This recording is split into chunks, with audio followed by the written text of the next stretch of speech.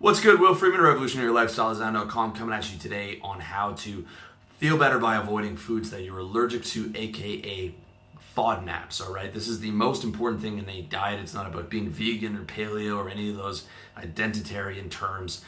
It's avoiding foods that you can't digest properly, and just by doing that, you will get the foods that you can digest properly and that you can use, and you'll be healthy because you're getting the right nutrients from your foods. Okay, foods that you're allergic to cause gut issues, diarrhea, IBS, stomach pains, inflammation, fatigue, mood disorders, skin problems, you name it. Scientists are starting to consider the gut the second brain because of the amount of nerves in there and the amount of control it has over the body. It is that serious, and I'm speaking from personal experience as my gut has gotten progressively more sensitive as I got older, and cheating on my diet hurts me more with every year, from sugar to eating too many carbs to eating foods that I'm allergic to. It has become a necessity for me to avoid those foods, or at least avoid them as much as I can, in order to be functional, as well as in order to live an optimal life. My diet becomes more important as the years go on, and this is something I want to share with you, and it's something that I only understood in the last couple of years, in terms of what I'm allergic to and what a FODMAP actually is. Okay, so a FODMAP is a fermentable oligo monosaccharides and polyols. Okay, it's an acronym, FODMAP, for that word stew that I just spit at you, which in layman's terms basically means short chain carbohydrates that your body, your small intestine cannot absorb properly. Okay, so all these FODMAPs are carbs or some type of variation on a carb that you can't avoid properly, or you can't ingest properly and you can't digest properly. So some common FODMAPs are, and if you're allergic to foods, or if you're having problems with your gut, I would bet money it's going to come from these common FODMAPs. Most fruits, which was a surprise to me, stuff like strawberries and mangoes and apples, some of those actually do hurt my gut. And that was a surprise to me, because I couldn't understand why I'd be having a salad with apple on it or something like that, and I'd have a little bit of gut irritation after. And it actually turns out that most fruits, onions and garlic, that was another one I didn't realize. And again, that's when I started realizing that salad dressing was hurting my gut. I was thinking, okay, I'm having a salad with vegetables and fruits, but it's killing my gut. What's going on? Well, it's because fruits were FODMAPs, as well as onion and garlic in the salad dressing. All right, totally different ballgame when I'm just eating vegetables with balsamic vinegar, which of course is boring, but it definitely was noticeable. Anything with dairy, okay, that's probably my worst one. However, I find cheese a lot easier to eat than milk. Like, I could easier eat pizza than I could a glass of milk. But anything containing lactose or dairy is a problem for me, and it's a problem for something like 30%, like some insane amount of the population, like 35 or 40% of people. Just most people don't realize it. Gluten, again, this is one you hear a lot. That includes bread, cookies, pasta, pastries, and cereals. Okay, people talk a lot about not eating gluten and dairy, but they don't talk about why. And the reason why is it's a FODMAP. It's a type of carbohydrate. We're not evolved to eat most carbohydrates. It's as simple as that. Other ones include nuts. All right, this is why I would have a very difficult time with a vegan diet, because I would have to get most of my protein through cashews, and I love cashews, but I can't digest them, especially if I'm trying to eat them in like even a medium quantity is a problem. Beans is another one. That's why a lot of people have problems with, a burrito or something like that. And finally, the last one, which a lot of paleo guys like to talk about, is coconut. I remember until I realized I had a problem with coconut, I was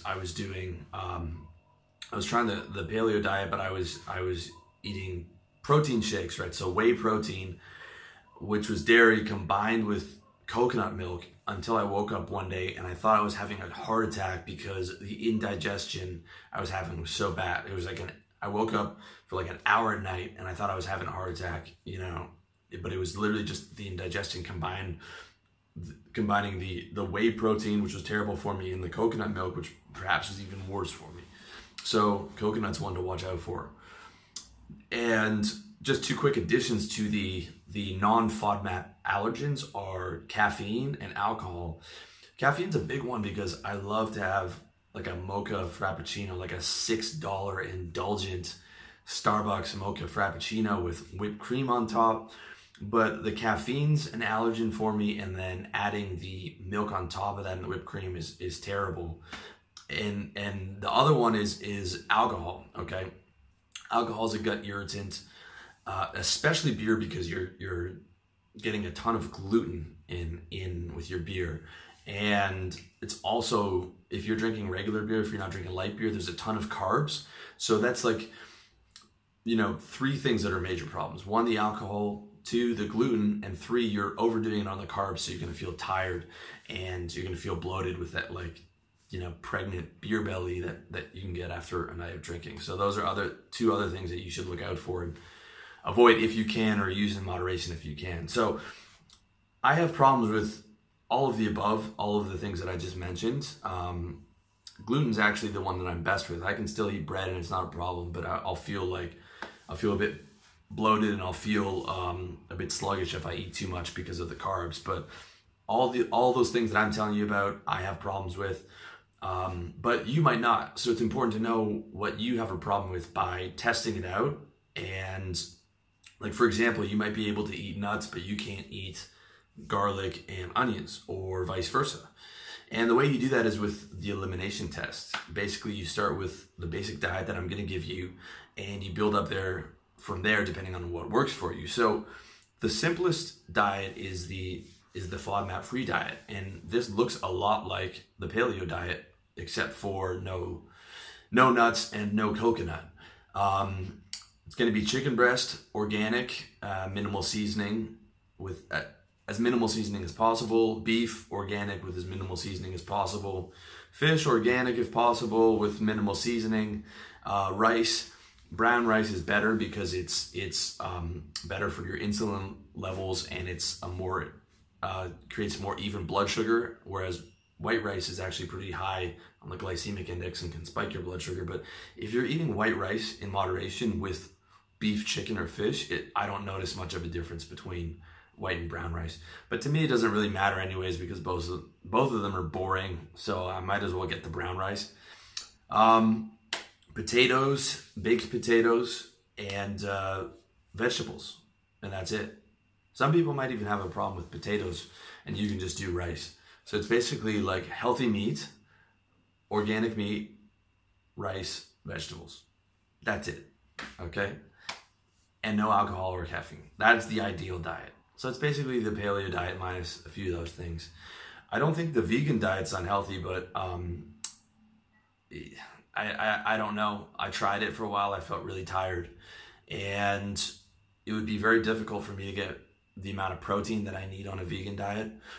Yes, there's vegan protein. There's vegan pea protein that you can get that I've tried, but it actually gives me a headache. And when I did some research on it, it looks like it actually raises the level of glutamate, which is the same thing that MSG does.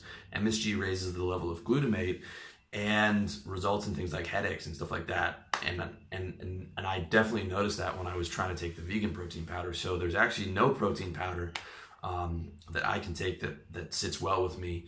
Really, what sits well with me is eating clean, organic food that's not man-made. If you want a quick rule of thumb, it's like, if it was made by man, it's not good for you. So it's like the outside of the supermarket where it has all the meats and vegetables is really the only place you should be doing shopping. The inside with all the good stuff, like the cookies and the crackers and like the stuff that's actually good, that tastes good, is what you don't want to eat. It's like, if it tastes good, spit it out. That's how you know you're eating healthy, okay? So the diet I just broke down is the healthiest one I know of. If you are having trouble with foods, you can start on that one and then slowly reintroduce, you know, maybe nuts or some fruits and see if you have problems with those. If you don't have a problem with it, then you can keep eating it. You know, as far as I'm concerned, if you have a problem with it, your body will notify you of it. So, you know, a lot of people talk about not eating dairy and not eating gluten, but if you don't have a problem with dairy and gluten, you can go ahead and eat those. I do, so I'm not going to eat them. With that said, I'm not going to give you the impression that I follow that diet, because that diet is so boring, and I love food, and I cheat all the time on my diet. But there is two things that I do. I at least put effort into it, and I know when I make a mistake. Okay, 3 years ago, I didn't know when I was making a mistake by eating onions and garlic. Now I do, so I will avoid, I just don't eat salads anymore. Before I thought, okay, I'm eating a salad, so it's healthy, but it was actually hurting my gut. So I don't eat those salads anymore. And one thing that I do well is I follow the FODMAP-free diet during the day. So during the day when I have to do my work and I need good energy, I really only eat chicken breast and brown rice. And that way I can get my work done. My lunch and my snack every day is pre-cooked and pre-seasoned chicken breast, as well as pre-cooked brown rice, which is boring. And I mean, I don't even heat it up. I eat the chicken cold. I eat the brown rice cold. Sometimes I just take the pre-cooked chicken breast and I just put it on a paper towel and I just eat it without, while I'm doing my work, without a knife or fork, because it is literally like, there is no enjoyment there. I'm just eating it to feel good and get my work done. Okay, boring chicken breast and brown rice. Like, the ideal healthy diet is one that pretty much every bodybuilder is telling you about, minus nuts, beans, and coconut, and that's it. So if you want to get even healthier, okay, limit the amount of rice and potatoes that you have, because even with a healthy diet, if you overload on potatoes and rice, you can get carb fatigue, because even if your body can digest those particular carbs, it still might struggle when you overload the amount of carbs, and then you might get that couch lock where you're just exhausted because you just blasted through carbs, and now your blood sugar went through the roof, and your body's busy digesting, and digestion is one of the hardest things for the body to do, and taxes a lot of resources. So still, even with that diet, I'm not a fan of low carb diets. Like that gives me headaches and fatigue, but I would aim for like medium carb, not like a ton of carbs, just enough so that you're feeling sort of full from that meal. Okay, as for caffeine and alcohol, I've quit both. I quit alcohol for 7 years in my 20s. I just quit caffeine for the last 20 days or so, but as a test. But the reality is my life is better with alcohol and caffeine, even though both of them are not great for me. The way I mitigate it is I take a caffeine pill, ideally instead of coffee, although I cheat on that sometimes. Like, the caffeine pill itself is better than like that iced mocha frappuccino, which I love, but that has dairy in it. It has whipped cream, and that's harder on my gut. So I'll take a caffeine pill. I try and take it in moderation, and alcohol in moderation, specifically Friday and Saturday nights. No more than that. I try and keep it to like, ideally, I'm talking about ideally. I'm not talking about like what I always do, but ideally that's where I try and keep it. And 2 to 3 drinks, for when I'm going out with the boys, like, that's a fun thing to do. That's one of my favorite things to do. But one of the big things is try and choose whiskey or vodka over beer. And if I am going to drink beer, try and drink light beer, because the last thing I want to do is just pump all that gluten and then a ton of carbs and then just be exhausted and have the alcohol to deal with. So definitely notice a major difference in how I react to alcohol, especially the next morning. If it's vodka, it's much easier. And actually, the better the vodka it is, if it's like that triple distilled or quadruple distilled stuff, the better I found it is for you. As for vegetables, I'll be honest, I barely eat vegetables. It's so boring. I mean, I bought a juicer, I never used it. I used it for 5 or 6 days, but it took forever to clean up. Now I bought a blender. I still don't use that. I was trying to blend one of Joe Rogan's kale shakes, and it was disgusting. It took me like 30 minutes to choke it down. I'm like, there's no cooking that I'm gonna do every day, even if I put it in my schedule. Okay, the chicken breast I order pre-cooked from a guy. He brings me like a month's worth of pre-cooked honey mustard chicken breast. And the rice I buy pre-cooked from the grocery store. I do no cooking, and I just hate it, and I hate vegetables. So I take that greens powder every morning. Link to that in my resources section, revolutionarylifestyledesign.com. That's got concentrated like green superfoods, as well as I take a multivitamin that has some of those superfoods in there as well. It's like 3 giant green tabs, as well as all my minerals for the day. It's Nature's Way, men's like super multivitamin or whatever. Again, resources section, revolutionarylifestyledesign.com. And for dinner, I'll be honest, I pretty much just eat what I want, but I try, but like not 100% of what I avoid the worst of the worst. Like I avoid the McDonald's.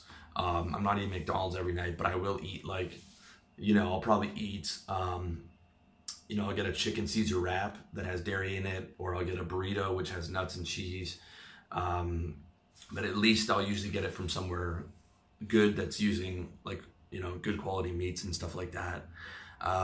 Hopefully within the next year or two, I'll be able to get that handled so I'm eating good all the time. But a good dinner is like one of my rewards for the day. And it's like, there's so many other areas where I can't, you know, it's like, I shouldn't be drinking alcohol, I shouldn't be doing this and that, you know, and food is like one of the ones that I still have, that I'm still using as a reward. But hopefully within the next 2 years, I'll be able to, you know, eat that clean diet 100% of the time. But just so you know, okay, pretty much the majority of the fitness people that are telling you to eat a clean diet aren't eating a clean diet 100% of the time. I know guys who are personal trainers, they are not eating what they're saying they're eating 100% of the time.